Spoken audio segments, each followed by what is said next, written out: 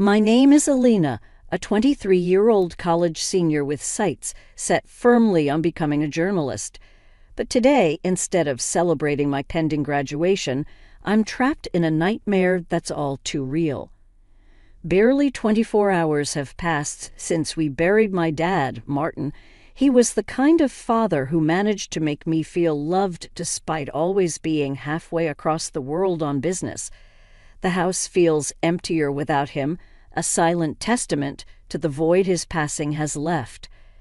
As I stand in the foyer, still numb from the funeral, my mother, Claudia, and sister Victoria waste no time in announcing their plans. Their words ring in my ears like the tolling of a bell, a funeral knell for any lingering sense of family unity. "We're going to sell this house," Claudia says, the cold glint in her eye betraying her feigned solemnity. "Start looking for a new place, Elena. You better be out soon." I can hardly believe what I'm hearing. Before I can process the loss of my dad, they're already thinking about money and what they can gain from his death. It feels like a betrayal too large to comprehend. "You don't think you're entitled to anything, do you, Victoria?" taunts her boyfriend, Jan, chuckling beside her. Their cruel amusement makes my blood boil. I shouldn't be hearing these words, not at this moment when the pain is so raw. I never understood their greed, their obsession with wealth and appearances. I was the family outcast, too serious, too studious, Elena the dreamer they'd mock. And now, faced with their scheming, all the years of indifference and mockery come to a head. "You're the worst," I cry out, unable to rein in my anger. "I'm done with this. I'm done with all of you." The bell rings, punctuating my outburst. Irritated at the interruption, I wipe away angry tears and swing the door open. A man in a dark suit stands before me, a briefcase in hand, his face striking a chord of vague recognition. "My condolences," he says solemnly. "May I come in?" Who is this stranger with a tone so grave, appearing at the most unexpected time? I'm not ready to deal with anyone else, not now. But something in his gaze tells me this isn't a mere courtesy visit. I step aside and let him enter, wondering what this could possibly mean for the fragile remnants of our broken family. The echo of my father's laughter once filled the hallways of our home, a balm to the sting of my mother and sister's sharper tones. Now those walls seem to press in on me, the memories of their hurtful words blending with the emptiness his absence has wrought. I'd always sought solace in my studies, believing that someday those books would lead me to a life of purpose, free from the shallow desires that drove Claudia and Victoria. But as I sit at the dining table, it's hard to focus on anything but the void Martin's passing left behind.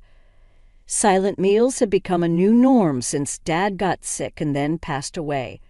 Victoria would be on her phone and Claudia would flip through high-fashion magazines, their detachment from our reality stark and unyielding. Their latest plan to dispose of our home and leave me behind hammered the final nail in the coffin of our family bonds. They seemed so eager to chase their fantasies of luxury condos and designer lives that nothing else mattered. Dad had been our anchor, and I'd expected at least a pretense of unity after he was gone. But now, faced with their naked opportunism, the lie of family was exposed, and something inside me snapped. Tired of being the outsider, the one who cared, I was ready to walk away from it all. Adrift in these thoughts, the doorbell rings, a sound I now associate with disruption and unwelcome news. At the door stands a man from my father's past, someone whose connections to our family have faded over time. "Good evening," he greets me. "I need to speak with you about your father's affairs." His sullen tone carries a formality that seems out of place in our disheveled living room, now a stark reminder of our discordant family. I nod, gesturing for him to sit down. Claudia and Victoria peek from the kitchen, their curious faces pinched with irritation. The man pulls out a stack of papers from his briefcase, his expression grim. "I'm Mr. Adams, your father's attorney," he explains as he adjusts his glasses, preparing to deliver news that feels poised to shake the foundations of our already crumbling household. Claudia leans in, her interest piqued. Victoria tries to look uninterested, yet hovers close by. As Mr. Adams begins to speak, I brace myself for what's to come, unsure of the consequences, but certain that our family dynamics are about to change once again. The room seems to contract with tension as Mr. Adams clears his throat, unfolding the document that held the final wishes of Martin, my father. Claudia and Victoria perched on the edge of their seats, their eyes betraying a keenness they'd struggled to mask since we lost him. "In accordance with your father's requests," Mr. Adams starts, "I am here to read the will and begin the process of executing his instructions." He looks around at each of us, perhaps gauging our readiness for what he's about to divulge. I can't help but feel a sense of dread. Growing up in the shadow of my mother and sister's expectations had taught me to expect little, to brace for disappointment. Yet as the attorney's words begin to flow, it's evident that our expectations are about to be overturned.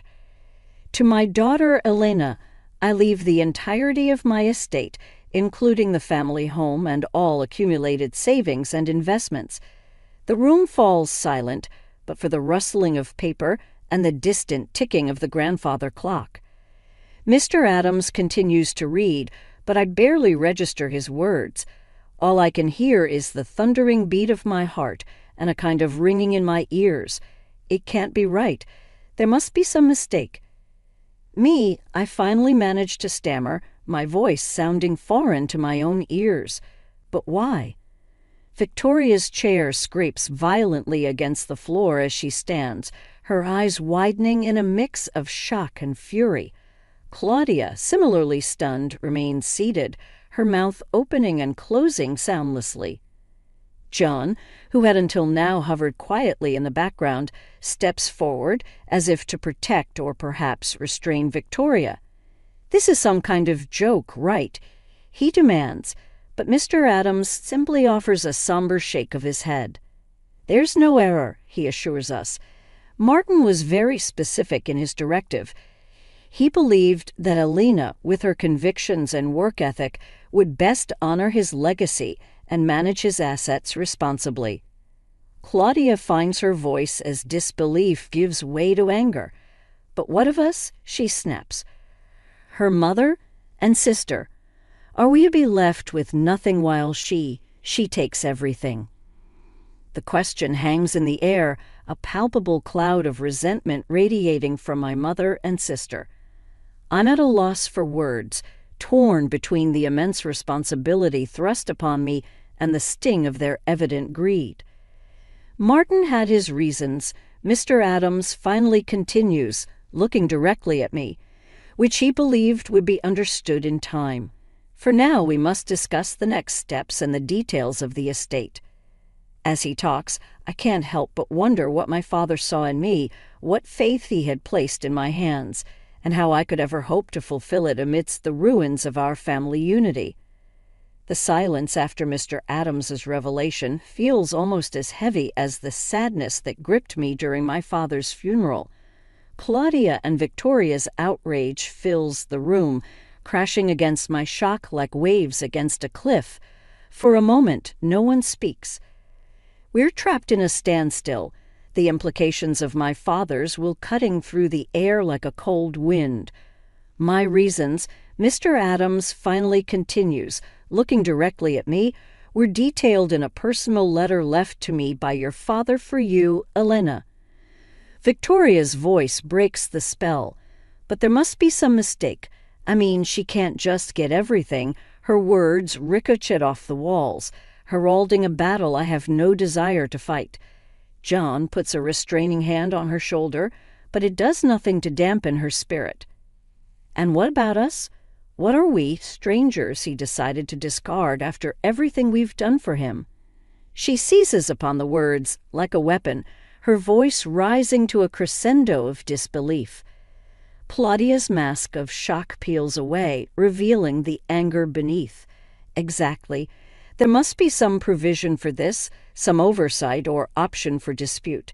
This is preposterous. Her hands grip the arms of her chair, knuckles whitening. I finally find my voice, feeble though it sounds even to my ears.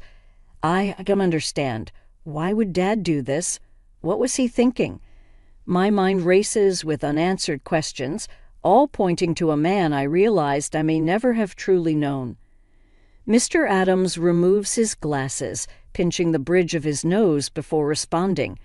Martin had his reasons and he wanted you to know them.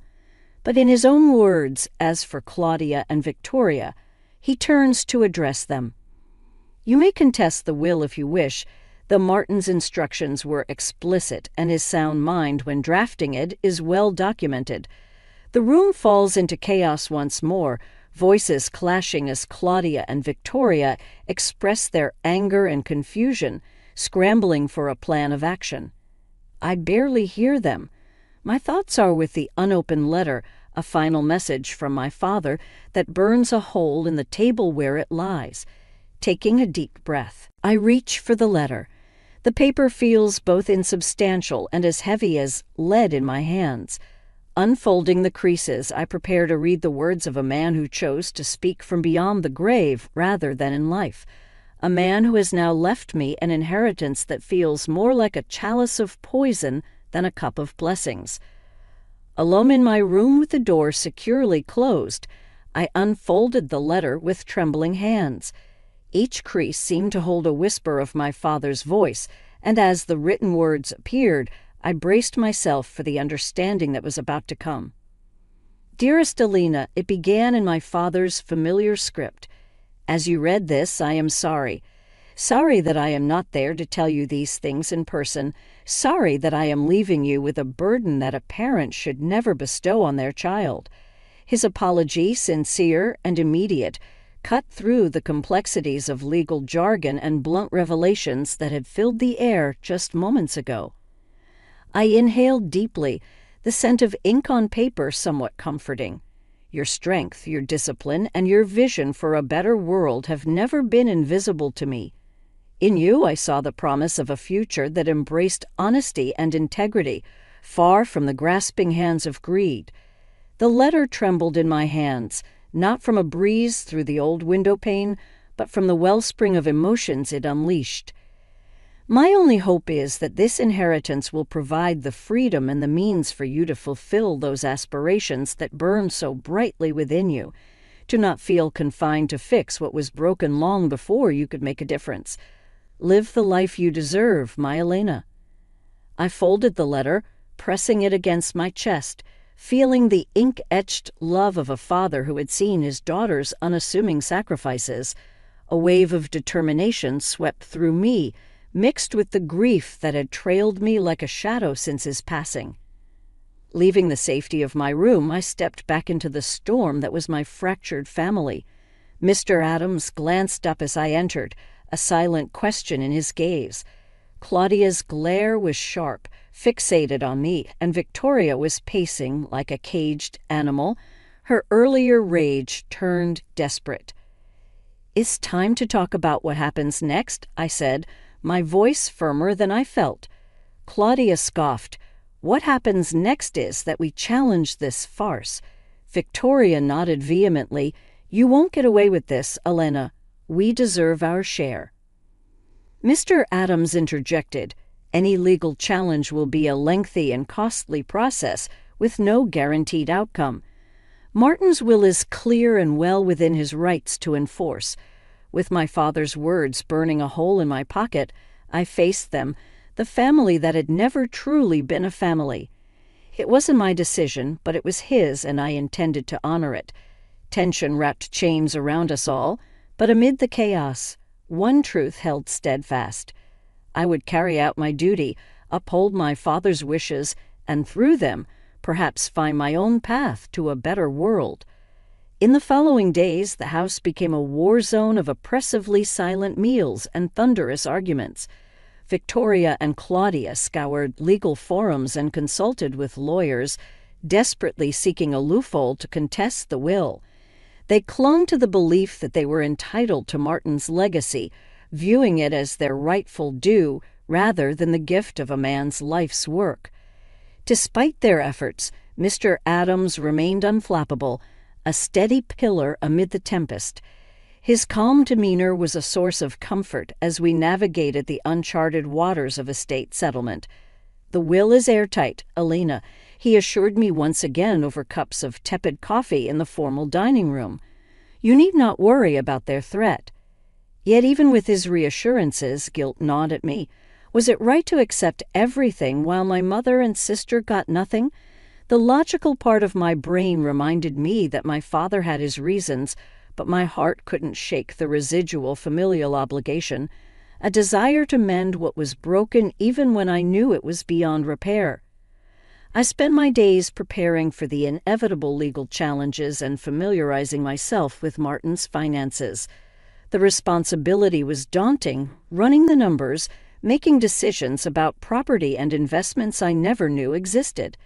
Each step felt like wading through fog, but I was determined to see it through, to build on the small beacon of trust my father had left me. It was during these sessions of poring over financial statements that my mind would wander to the life awaiting beyond these walls.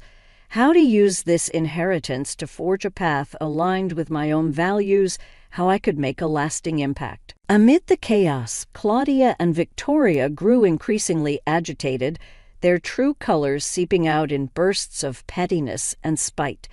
In an impulsive display, Victoria claimed sentimental family heirlooms, while Claudia hinted at dark secrets that could tarnish Martin's name. Their insinuations aimed to wound, to shake my resolve, but I had become adept at navigating their emotional minefields. One particularly tense evening, the air thick with unsaid threats and frigid stares, I reached my breaking point. "Enough." I said the single word, slicing through the tension. 3 pairs of eyes fixed on me, uncertain, wary. "I can't give you what Dad didn't leave for you, but what I can do is help you start over somewhere else." Their shock was palpable, an abrupt shift in the dynamic they had been fueling. "It won't be a life of luxury, but it will be a fresh start." Claudia's laughter was sharp, humorless. "A concession prize from our dearest Alina. How magnanimous." Her sarcasm was a familiar sting, but it glanced off the armor years of antagonism had helped me forge. I stood firm despite the bitterness that clawed at the air between us. "It's not a prize, it's a choice. Take it or leave it, but understand this. I am moving forward with or without your acceptance." Their response was a symphony of silence and grudging nods, a tenuous agreement forged at the crossroads of greed and survival. As I retreated to my room, letters' weight in my pocket reminded me of the journey ahead, one where I'd navigate not only the inheritance, but also who I would become as a consequence of it. The days turned into weeks as my life became a routine of meetings with Mr. Adams and navigating the complex process of realizing my inheritance. Claudia and Victoria, having reluctantly accepted my offer, began their search for a more modest place to call home. The atmosphere grew less contentious, though the air still held a chill that went beyond the coming of winter. It was a time of paradoxical solitude amidst the chaos. The house felt larger and more desolate with each packed box and removed piece of furniture. I found temporary solace in my father's study, which remained untouched, a capsule of the past that echoed with a time when family strife was just a faint undercurrent beneath the surface of our daily lives. The day finally came when Claudia and Victoria left the house for the last time. With the sign of a check and a curt farewell, they were gone, taking with them remnants of a life that was forever changed. Standing in the doorway, I watched as their car disappeared around the bend, feeling an unsettling mixture of relief and sorrow. It was time to look to the future. With Mr. Adams' help, I set up a charitable foundation in my father's name, dedicated to fostering educational opportunities for young underprivileged students. Students, like the younger version of myself, who once believed her dreams were unattainable within the confines of a home that didn't understand her aspirations. I enrolled in graduate school, pursuing a program in journalism that would put me on the path to the career I'd always envisioned. As I worked towards my master's degree, I used the network my father had left behind, along with the resources now at my disposal, to intern at a prominent newspaper.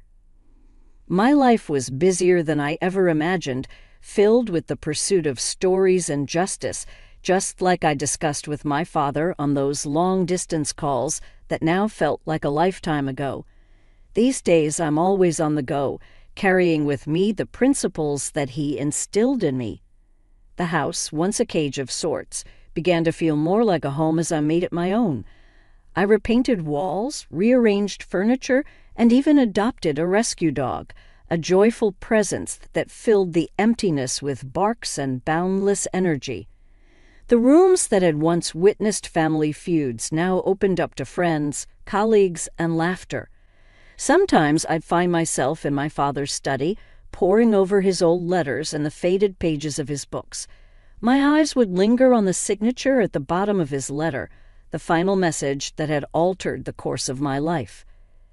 "Duty and love," he wrote, "are the strongest forces we wield. Use them well." And in those quiet moments, surrounded by the legacy of words and wisdom that my father left behind, I'd whisper a promise to do just that.